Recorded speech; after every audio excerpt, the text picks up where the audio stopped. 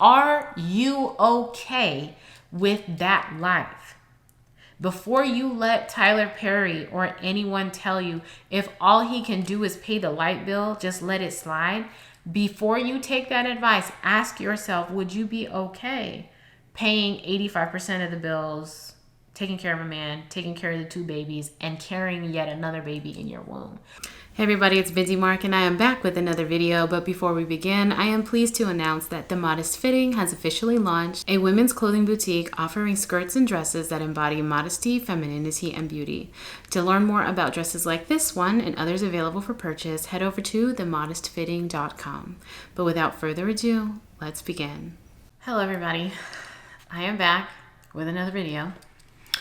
This is another Please Advise, and on this particular video, I am not going to be going over just one letter, but actually 3, because while these are 3 different women in 3 different situations, the theme of their letters overlap, and I think that there is an opportunity for us to learn from these situations, come to some biblical conclusions, and have some practical application for our lives, especially for those who are unmarried, and even for those who are married.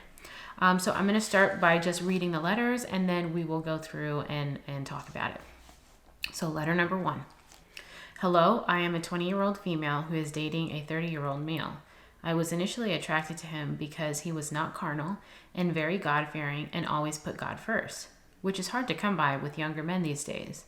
I've always aspired to become a trad wife or a stay-at-home mother, and I definitely want to start having children young. I have no desire to start having children in my late 20s or early 30s like some of my peers. I've been dating this man for about 4 months now, and everything is great about him except his plan after leaving this ministry school he's in is just to Uber for a bit. He isn't college educated. He has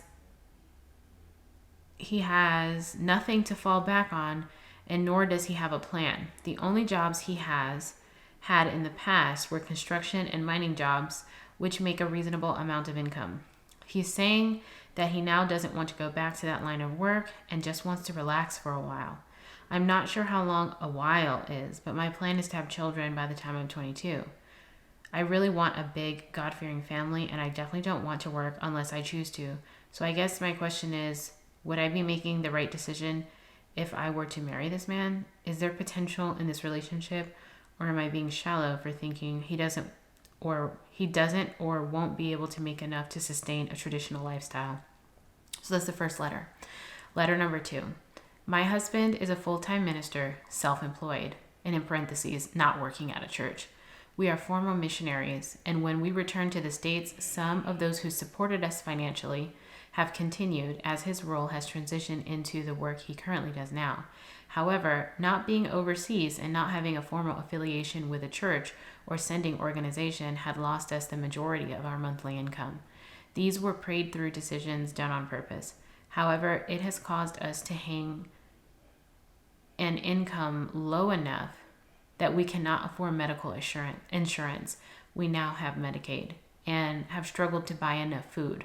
We have 6 children, 3 teenage boys who eat a lot. I go to the local food bank weekly and I have for the past 10 years. He looks at it as how the Levites were supposed to rely on the charity of others in order to do their work. I stay at home and also homeschool our children, so I don't earn any income. Every so often, I start to resent this lifestyle. I feel isolated because our life on the outside is normal, and very few people know or understand what our life is actually like. To him, it's a path of obedience that he no longer questions. I'm concerned about practical issues like retiring someday or life insurance. He says the Lord will take care of everything because we're following what he's told us to do. I'm still struggling and don't know how to relate to him or the Lord when sometimes it feels scary. Thoughts? So letter number 3, and this is the last one. I love my husband dearly, but I have concerns with his work life. He operates a music recording studio, and he does get clients, but not enough to keep up with the overhead expenses. He also does ride sharing to make up for the income. I work as a teacher and probably pay about 85% of our household bills. He will contribute where he can, but most of his income goes to the upkeep of his business. If he has a good month, he'll contribute more and vice versa. We have also accumulated a lot of debt because of the recording studio. He's not able to be home as much as I'd like because he's always working to pay debt or to keep up with his business expenses. What do you think we should do at this point? Also, just for reference, we have been married for 8 years. We have 2 children and 1 on the way. Okay.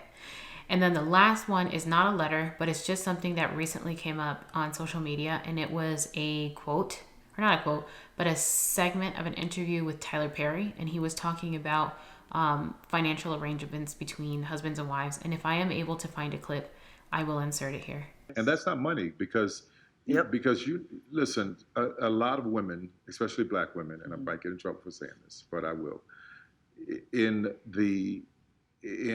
our society right now, black women are making a lot more money for the most part than black men, right? There are a lot of black men who are successful, but for the most part, black women are making the money. So if you can find love, if that man works, at whatever job and is a good man and is good to you and honors the house and honors his wife and does what he can because his gift may not be your gift. Exactly. That is okay.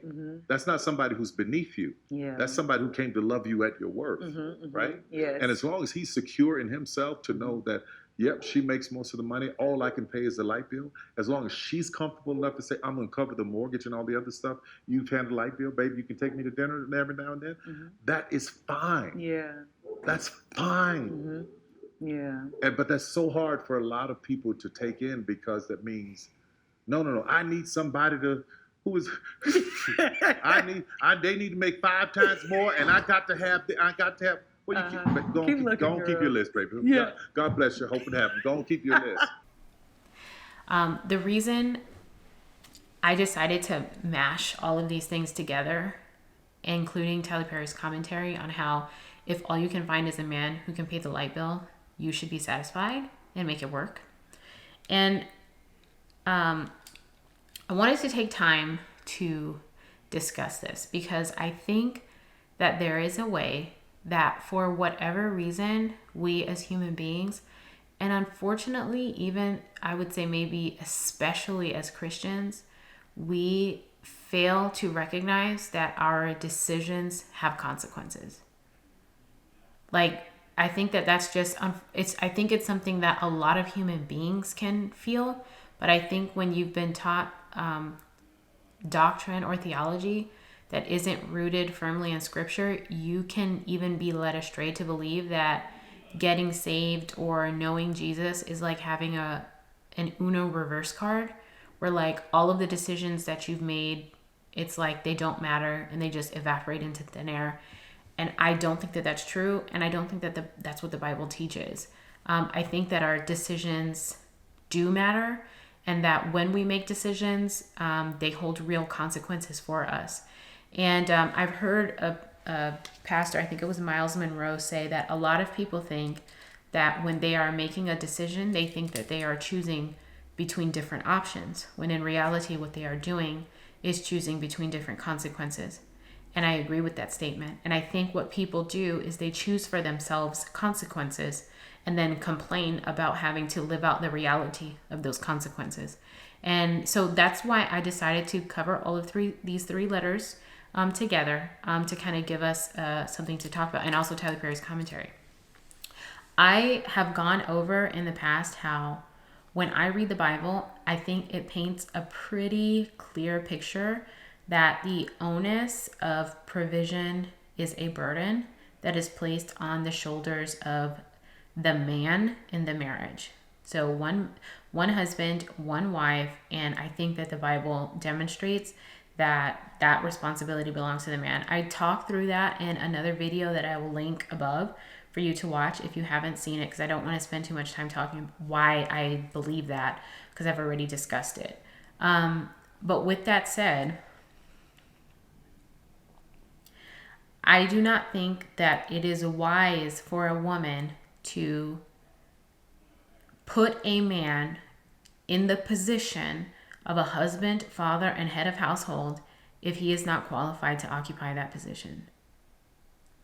I think in the same way, if we were just looking at it in layman's terms, like if you are an employer and you have a position to fill and the position requires a certain skill set, it requires a certain level of knowledge and know-how and effectiveness in certain fields. Like if you need a computer engineer, you're probably not going to put in that position someone who is like a language arts teacher. Like both of those are skilled, intelligent people, but one, like if the role you need is a particular skill set, you look for candidates who have that skill set and you choose among them. A lot of the time what I see is that women either don't know what the Bible requires of a husband, or they do know what the Bible requires of a husband and they still choose to put an ill-equipped man in that position anyway. And then when they have made that decision, they will oftentimes complain about the consequences, about the painful reality of the consequences that they have chosen for themselves. Let's take a look at the letter number 1, which is a woman who is wanting to get married and she's kind of having some second thoughts. She says, "Hello, I'm 20. He's 30. I was attracted to him because he's not carnal and he's God-fearing." And that's good. That's very good. I have always aspired to become a trad wife or a stay-at-home mother, and I definitely want to start having children young. I have no desire to have children later in life. So these are good things. There's nothing wrong with this. You know how sometimes like there's a running joke that you'll ask a woman like, what does she want to eat? And she doesn't know what she wants to eat. And it's always like women don't know, like they need to, like someone just has to make the decision. So I actually really appreciate that you are a single woman who knows what it is that you'd like to be. You know that you want to be able to have the opportunity to stay home, to take care of your own children, to manage your own home. And in order to do that, you must be partnered with a man who either has a reserve of money or he has some income, some means for providing for the family by himself. That's actually very good for you to have that level of insight into what you're trying to build and who you're trying to partner with. So bear that in mind as we continue on in this. I've been dating this man for about 4 months. Everything about him is great, except his plan after leaving this ministry school he's in is just to Uber for a bit. He isn't college educated. He has nothing to fall back on, and nor does he have a plan. So I'm actually not opposed to a man not having a college education. I currently am a big proponent of college education. I think that it's great if you go into it knowing like what you're trying to get out of it. But I also know people who didn't go to college, but they were very focused and they had drive and they built businesses and they sustained themselves and a wife and a family and a rather large family. So I know that it's possible to not go to college. But my thing about it is that a person who chooses to not go to college, you have to then have another plan. This notion of like, I'm not going to go to college and I'm just going to like wander about aimlessly. Very rarely do I see that ultimately amount to anything. And it can be very dangerous to partner yourself, man or woman, or particularly if you're a woman looking for a provider. It can be very difficult and I think not smart to partner yourself with someone who wanders about aimlessly. People who just wander with no purpose, no plan, and no vision for themselves. So it isn't a problem to me that he's not college educated. It's a problem to me that you said he has nothing to fall back on, nor does he have a plan. Then you go on to say the only jobs he has had were construction and mining, which does make a reasonable amount of money, but he does not want to go back into this line of work. Again, there's nothing wrong with him not wanting to go into construction or mining. It is a problem that you're saying, I don't want to do this, but you don't have a plan of what you will do to be a self-sustaining 30-year-old man who could potentially take on the responsibility that is a woman and the subsequent children that will likely come about from your joining together. As husband and wife do. So that's what's concerning to me. He says that he just wants to relax for a while. I don't know how long a while is, but I'd like to have children by the time I'm 22. So if you're 20 and you're looking to have your first child by 22, that means that you need to be married before you're 22 and then also have time to carry the baby. But before all of this could take place, he would have to be in a position to be a provider, is he going to be able to do that in a year and some change based on the aimlessness of his life as it stands currently? I don't see, that doesn't look very positive to me. You go on to say, I want a large God-fearing family, and I don't want to work. So what it sounds like to me is you know what it is that you want. You also know that you're dealing with a man who cannot possibly be what you need him to be to bring that vision to fruition, but you're still confused about whether or not this is a good match. And I think that you're in a fortunate position. Now, you did send me this letter a while ago, so I'm not sure how much time, where you're at on this situation as it stands currently. But this is a good example of how I can see that women will know that they want a particular outcome, but partner with men who cannot do that. And it feels kind of like self-sabotage. Like, you know that you need a certain partner to be able to produce a certain outcome, but you find the exact person that would not be able to play the role that you're looking for to bring about what I think are good and desirable outcomes. Being able to take care of your own babies, nurse your own babies, raise your own children, manage your home, not have to try to do that in addition to shouldering the man's responsibility to provide. Like, I think that these are all wonderful things, but what concerns me is that you appear to have a question about this man who you are detailing for me is not qualified, and you're still asking yourself, is he qualified? And so that's the call out for me.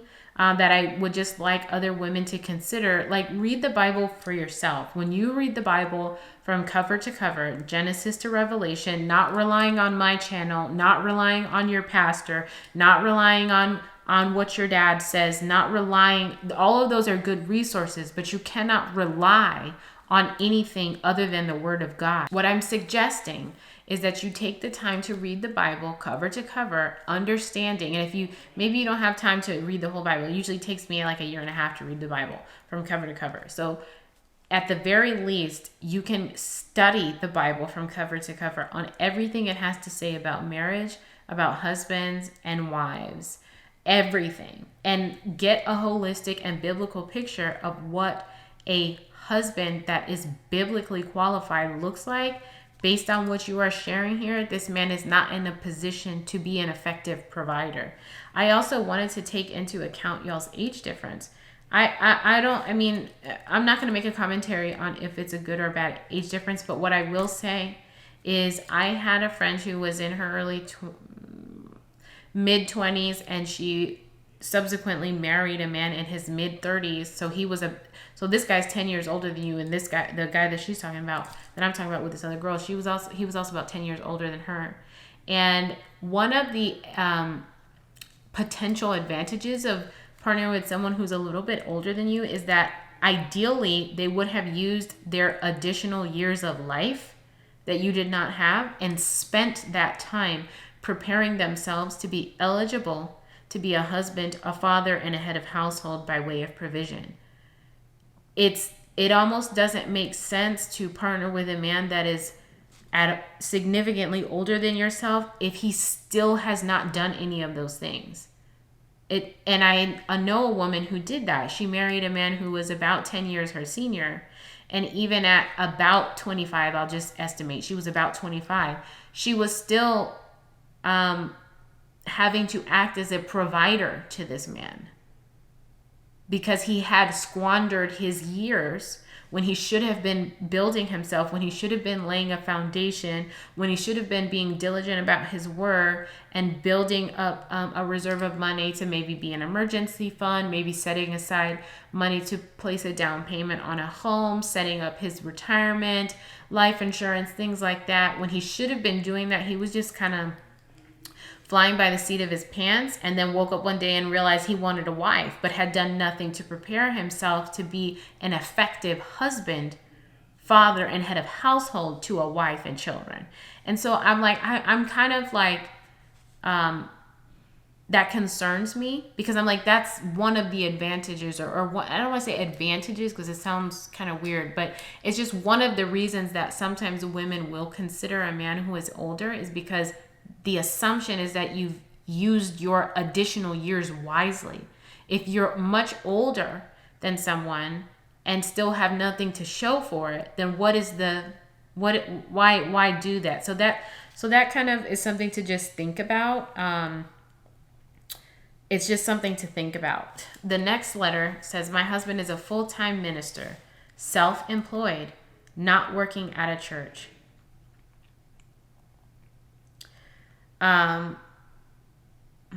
Full-time minister. He's self-employed, not working at a church, but has no money. There's a lot of things that cannot be true at the same time. He cannot be a full-time anything and have no money. I can understand being full-time and not having a lot of money, but you're talking about you guys have to rely on the support of other people, and you have to go to a food bank to feed, because you said we struggle to have enough food. I'm like, so this is this below poverty? Like, is this below the poverty? You can't be full-time employed. No. So we have to be, so I knew a guy who used to go around telling people that he was an entrepreneur. And when it came, like when people actually started investing in relationships with him and getting to know him, we started to understand that he wasn't an entrepreneur. He was just unemployed. But because he was ashamed to say that he was unemployed, he would just say, I'm an entrepreneur. And that's kind of what this sounds like to me when you say, my husband is a full-time minister, self-employed. Because but you're not doing, I think what's more honest is to say my husband is unemployed. Not working at a church. We are former missionaries. And when we returned to the States, some of those who supported us financially have continued as his role has transitioned. However, not being overseas and not being affiliated with a church or a sending organization has lost us the majority of our income. So I don't know the life of missionaries because I've not done that life. But what it sounds like, based on the way that you are describing it, is that your husband is not a provider. People who give charitably are your providers. And so when those people stop giving charitably because he's not overseas and he's not doing that, then you have no provider. But that's actually your husband's job, not the charitable giver's job. So I think that there needs to be a parsing there of understanding, your family's provision is the husband's job. That's his job. It's not, oh, well, if they don't give, then we just don't have, sweetie. No, that's his job. And I have said before, I don't think that it's appropriate for, I don't know that it's fair for women to expect we're going to go on vacations twice a year. We're going to have a 3-car garage and we're going to live in a single family home. And then we're going to have a rental home on the beach. And I don't know that if you can do it, amen. Amen. Right. But for that to be the baseline expectation, I don't think that that's fair. But food is a fair expectation. I do think that a man has a responsibility to provide food, shelter, and medical care for his family. And you're telling me that that you struggle to have enough food to feed your children. This is unacceptable on the part of the husband. He is failing to meet his responsibilities of provision. And you went on to say, he looks at it how the Levites were supposed to rely on the charity of others in order to do their work. Your husband is not a Levitical priest.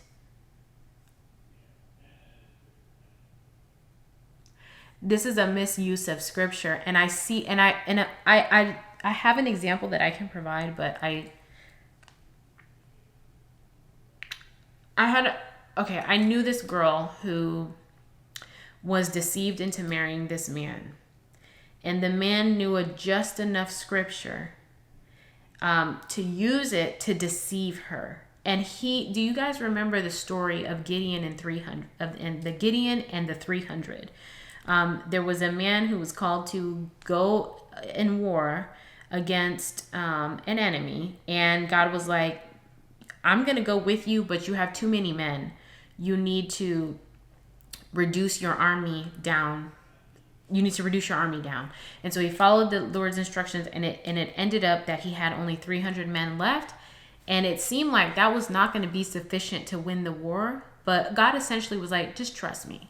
And so they went in, and the Lord came to their aid, and they prevailed. And they had a mighty victory. This man used Gideon and the 300, telling his then fiance, his now wife, because he had no job, he had no income, he didn't have anything like that. And he told her, our situation is like Gideon in the 300. We're going in with less than we need, but God's going to prevail for us. And so she married him. And several years into their marriage, he's still unemployed and she's still providing for him. And that gross mishandling and manipulative use of the text is kind of what this reminds me of. You said he looks at it how the Levites were supposed to rely on the charity of others in order to do their work. But your husband is not a Levite. So the fact that just like the other man comparing himself to Gideon and the 300 and not having everything he needed was inappropriate because he's not Gideon and he has no specific word from the Lord. Your husband, as far as I know, you didn't say that he's a descendant of the Levites, but he's not a Levitical priest. So for him to make this comparison is a mishandling of the text, or at least it appears that way to me.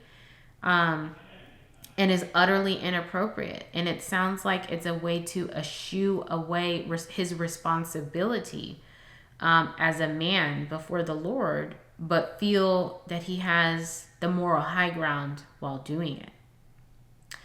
You said, I stay home and I homeschool. I don't earn an income. I start to resent this lifestyle and I feel isolated because for the outside, we look normal, but few people understand what our life is truly like. To him, it's the path of obedience that he no longer questions. So I don't know how he sees it as a path to obedience when it's the Bible that says that a man who fails to provide for his household is counted as worse than an unbeliever because he has denied the faith. Like, saying that in another way is like the people who are condemned to eternal separation from the Lord. A man who doesn't provide for his house is worse than that guy. So this can't be obedience. One, because he's not a Levite, and two, because the Bible is extremely harsh when discussing men who do not provide for their household. So I don't see how he can look at it that way. But just like with our first letter, where a woman is considering partnering with a man who is showing no real signs of being able to act as a provider, I have a hard time believing that your husband was not like this when you met. And again, I don't know much about the missionary life and lifestyle, so that's why I'm gonna hold back some of my commentary, because I just don't know about that life very much, and I don't know what financial provision looks like in a situation like that. The way that the churches that I have attended have handled this is people are always gainfully employed. When they do mission work, they'll relocate to another place, they'll help start a church, and they'll be the church, they'll invite others, they'll tell people about Jesus, but they're always gainfully employed while they're over there. They're never just without money. So that's why I'm not familiar with this kind of approach to mission work. But my point is I'm at some point while you guys were recording, you understood his means of provision and you accepted that. And so there's a way that it's like I was saying earlier, the old folks in my family would say to me, you have made your bed and now you must lie in it. I am so sorry that this is the situation that you find yourself in. However, he holds accountability in this. He holds responsibility in it, but you also hold accountability and responsibility for having chosen a man who doesn't appear to take seriously or understand or feel any conviction about his responsibility to, at the very least, make sure that his family is fed. I have a hard time believing that he wasn't that way when you found him. It's just you may have accepted it in the beginning, but with adding more children, you said you have 6 children. And so with more children, you started to not accept what you accepted initially, which means that, like, who has really changed? It appears as though he has stayed the same, and it might have been you who has changed. Like, he didn't do a switch up on you. It sounded like you kind of did a switch up on him, where you were okay with a certain setup and now you're not okay. This is a tough situation. What I would do if I were you, you said that you don't have a formal affiliation with a church. And I would say correct that. This is, in the Bible, it says, like, do not forsake the assembling of the saints. As I've gotten older, I've begun to understand that attending church and staying involved with your local body and having relationships and being someone who can hold others accountable and being held accountable yourself is an incredible protection for women. It is an incredible protection for women, because in your situation, what I would advise that you do is, again, talk to your husband seriously about your concerns about the financial standing of the family and how the basic necessities of life are not being met. We're not talking about the extravagances. We're not talking about having 2 and 3 and 4 cars. We're not talking about that. We're talking about, like, our children need to eat. Like, we need health insurance. Like, we need, all of these things. I would talk to my husband seriously about that. And then the next thing I would do is, how it says, like, take a complaint to your brother, and then if he won't hear it, like, bring in 2 or 3 witnesses. I would take this concern to the elders of my church, and I would not go into that meeting empty-handed. I would go with financial documents. I would show, hey, this is how much we're bringing in a month. This is what our monthly expenses actually are. Here's the deficit. This is the amount of time that we have lived in a deficit. Is there anything, like, is it possible for you to counsel my husband and I would bring accountability in through the church leadership, but that's only going to be available to you if you have affiliation with a church. So you've got to get plugged into a church. You've got to know people and be known by people. Like, that's one of the functions of the church, is to hold us as members accountable, both husbands, wives, children, grandparents. Like, when everybody is submitted to the authority of a local body, it is not only for our discipline when we are out of line, but it is also for our protection. We remove one of the Lord's protections for us when we choose to disobey him. For example, when he said, do not forsake the assembling of the saints. Like, get involved with the church and then take your concerns to the elders and allow them to speak into your situation.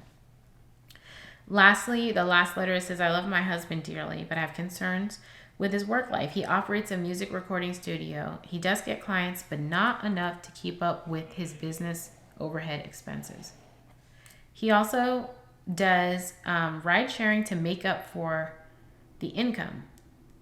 I work as a teacher and probably pay 85% of the household bills. So this reminds me of the Tyler Perry relationship advice. He said, if you can find a man and all he can do is pay the light bill, just go for it. Before I tell women to take that advice, they need to ask themselves, are you okay with being the one who's going to pay about, as you said, 85% of the household bills? Are you comfortable with acting as a provider to an adult male and the children, and again, being the provider, period, being a provider to an adult man, number 2, being a provider to the 2 children that you mentioned later on, and doing all of this while pregnant with your 3rd baby? Are you okay with that life? Before you let Tyler Perry or anyone tell you if all he can do is pay the light bill, just let it slide. Before you take that advice, ask yourself, would you be okay paying 85% of the bills, taking care of a man, taking care of the 2 babies, and carrying yet another baby in your womb.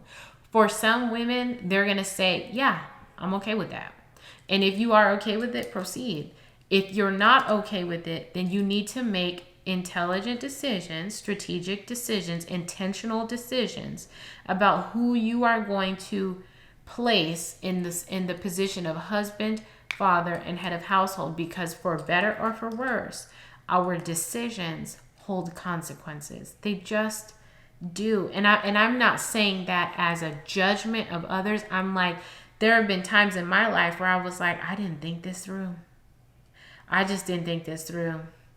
Or I will take action that will win for me consequences that I don't like, and I'll lament and I'll cry and I'll mope and I'll have pity, self-pity. But then there's a moment where I have to realize I did this to myself. I did this to myself. And so I'm going to keep going. 85% of the house bills, he will contribute where he can. That sounds like he pays the light bill when he can. But most of his income goes to keeping up his business. If he has a good month, he'll contribute more. We've accumulated a lot of debt. So not only is he not contributing to the surplus, but he's adding to the debt because of the business that he's trying to hold on to that isn't producing. What do you think we should do at this point? Also, just for reference, we've been married for 8 years, 2 kids, 1 on the way. Honestly, I would say the same advice that I would give to you that I gave to the other lady. You need to get involved with church. You need to reach out to the eldership. And I also think you need to get a marriage counselor. Because this household is out of order. But once again, it probably was out of order from its inception. Because very rare, I'll say it like this. I'm not saying that people can't change over time. Because I do believe that they can. But a man who feels like it's his responsibility to provide usually felt like that from day one. Sometimes there are men who can grow into it. Maybe it's a discipling gap. So when they get around older, wiser men, they'll be like, man, what you doing? Like, you're supposed to be taking care of your wife. Your wife's not supposed to be taking care of you. And so then he'll be like, wow, I didn't know. Like, we get in the word together, we're reading. And so he's growing in faith and he might change and grow. But a lot of the times when I see women who are, as you put it, paying 85% of the household bills, they're essentially the household's provider. That's how you found him. That's how you found him. And now there's babies in the picture, small babies, and another baby in the womb on the way. And so you said, what should we do at this point? What can you do at this point? Aside from what the old folks in my family would have said, you have made your bed and now you must lie in it. This is why our decisions matter, because they have consequences. And sometimes the consequences are not uneasily done. Or they're not easily undone, I should say. Again, I would say leadership in the church and marriage counseling, because it's very difficult to reverse marital precedents, which is why we have to be careful about what kind of things we allow to take place in our marriage, because there's a way that a precedent can be set and it can be very difficult to revoke that precedent, which is why I have been saying from the very, well, that's from the very beginning, but I really advocate that from the very beginning, let your relationships, especially your marriages, be rooted in biblical standards and truths, because there's a way that if you make the foundation of the marriage on something other than what is biblical, it's going to be very difficult to course correct later. It's going to be very difficult, if not impossible, because essentially what you're asking me is, what should I do now that I'm already the primary breadwinner and my husband is really okay not being a breadwinner? I mean, I don't know what you can do other than continue in the pattern you collectively as a couple have established. I do think that there is a way that non-support can become something that is worth separating over. I'm definitely not going to tell you to separate from your husband. I'm not going to do that. That's a decision. That's something that counselors, church leadership, you guys need to be working together to consider that. But what I'm saying is consider that, even if it did get to a point where you're like, I'm going to separate. And then does that make it easier? Because now you're a mother of 2 babies, 1 on the way, by yourself now. I don't know which one is easier. I don't know which one is harder. I've not walked in that path. So I really can't advise anything other than working with counselors who can know you personally and can look you in your eyes and have a conversation with your husband and see if through conversation, through discipling, through understanding the Word of God more deeply, there might be a way that we can turn this thing around. Because I've also seen that. If I will say, there was another content creator who I watched who she was the breadwinner for her family and just was completely burned out. And she was in a situation where she had 2 children and she was pregnant with the 3rd, and she just was like, I can't do this.